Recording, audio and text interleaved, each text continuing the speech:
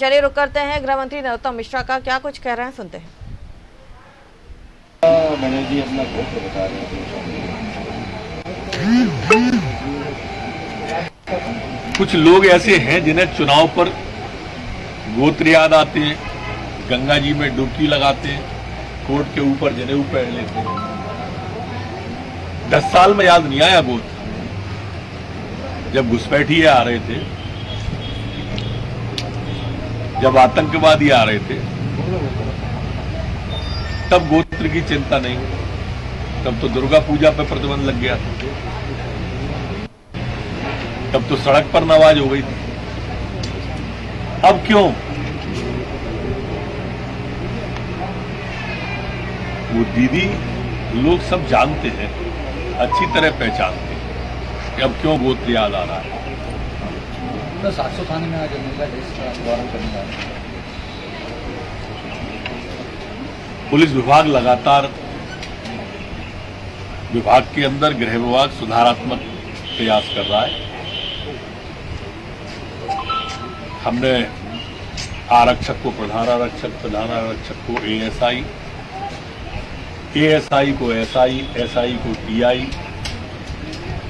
और हमने आदेश पर दस्तखत कर दिए हैं टीआई को एसडीओपी के चार्ज देने के। चूंकि हमारे यहाँ उपचुनाव है, इसलिए हमने वो चुनाव आयोग से अनुमति के लिए भेज रहे हैं। जैसे ही अनुमति आ जाती है, हम तत्काल एसडीओपी के प्रभार वाले आदेश जारी कर देंगे। अन्यथा 2 मई को के बाद वो आदेश जारी होंगे। पर मैं समझता हूं कि चूंकि प्रदेश वाला मामला है, एक जिले का नहीं है, तो ये आदेश हमें मिल जाना चाहिए। पंजाब के एक अबोहर में किसानों ने धमकी दी बीजेपी नेता को कि गांव में मत घुसो। पंजाब के अबोहर में किसानों ने बीजेपी नेताओं को धमकी दी है कि गांव में मत आना। मैं खुद ही पंजाब होके आया हूं कल। मैं खुद ही जालंधर में था, खूब बढ़िया कार्यकर्ताओं से मिले जुले। अब कोई किसी ने वैसे ही चला दिया हो तो मुझे नहीं पता। मैं तो खुद होके आया हूं, तो इसलिए कैसे मान लूं किसी सोशल मीडिया की बात। सर, दमोह चुनाव में कमलनाथ अब तक अकेले नजर आ रहे हैं। ना दिग्विजय सिंह वहां गए, ना अरुण यादव गए, ना सुरेश कुसुरी, कोई बड़ा नेता नहीं पहुंचा। सर, उनका जो पदमोह है ना, उस पदमोह में पूरी कांग्रेस को ही दांव पे लगा दिया। वरिष्ठ नेता सीन से गायब हैं। माननीय मुकेश नायक जी के भाई कांग्रेस छोड़ गए। पढ़ा मैंने ये भी कि वो स्वयं भी संन्यास की इच्छा ले रहे। अब इतने योग्य और वरिष्ठ लोग जिस जिले से विधायक रहे हों और वो ऐसा सोचते हों, पर कमलनाथ जी ऐसा नहीं सोचेंगे। उनके लिए गॉड से भक्त की प्राथमिकता है, मुकेश नायक प्राथमिकता पर नहीं। उनके अपने फंडे हैं, अपने एजेंडे हैं, और मैं समझता हूं कि ये 2 बुजुर्ग जो है ना, कांग्रेस को रास्ता में ही ले जाके छोड़े। सर, बीजेपी की स्टार प्रचारक सूची जारी हुई है, इसमें संजय जी का 10 नंबर नाम है। कांग्रेस एक बार फिर बोल रही है कि 10 नंबर ही बना दिया। देखो, कांग्रेस अपने घर को देख ले, जहां सबसे प्रबल दावेदार गोविंद सिंह जैसे नाम ही नहीं है उसमें।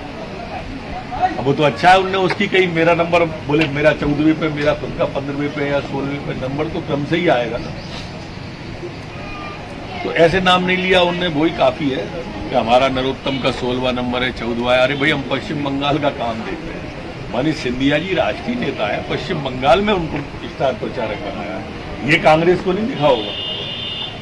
ये नहीं दिखा कांग्रेस को कि मध्य प्रदेश का एक भी नेता इन 5 राज्यों में स्टार प्रचारक की सूची में नहीं है।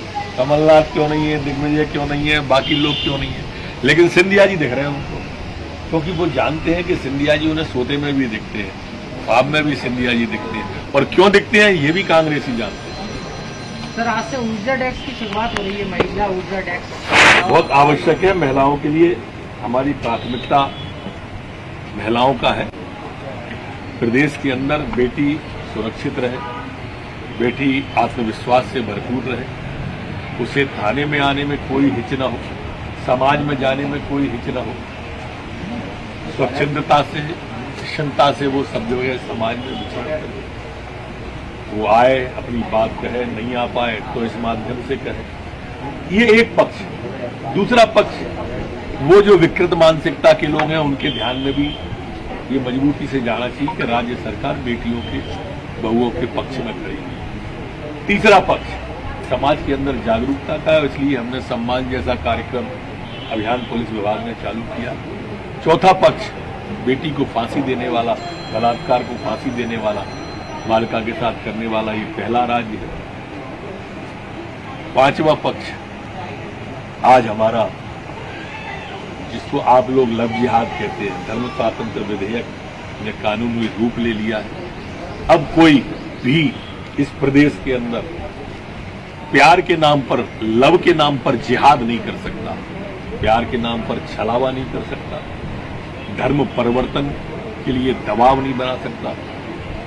उसके लिए कड़े प्रावधान मध्य प्रदेश की सरकार ने कर दिए हैं और मूर्त रूप उस विधेयक ने ले लिया। सर, गृह विभाग को हाईटेक करने की तैयारी में भी है, तो गुड गवर्नेंस पर आप भी जोर दे रहे हैं। पुलिस को सेंसिटाइज करना है और टेक्निकली सक्षम बनाना है। पूरी काम ऑनलाइन होंगे और समय पर निराकरण नहीं होगा, कार्रवाई की जाएगी। हमने तो FIR आपके द्वार आते ही चालू कर दिया।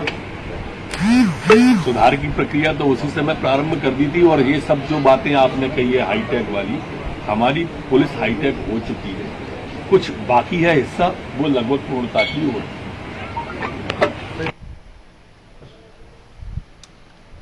तो आप सुन रहे थे भोपाल से गृह मंत्री डॉक्टर नरोत्तम मिश्रा को, जहां पर उन्होंने बेबाक तरीके से पत्रकारों के सवालों के जवाब दिए। सबसे पहले उन्होंने बंगाल चुनाव को लेकर ममता बनर्जी पर जमकर निशाना साधा। उन्होंने कहा कि कुछ लोगों को चुनाव के समय ही अपना गोत्र, गंगा स्नान और जनेऊ याद आता है। पिछले 10 सालों में कभी याद नहीं आया, लेकिन जब इलेक्शन आया तब उन्हें ये तमाम चीज़ें याद आई।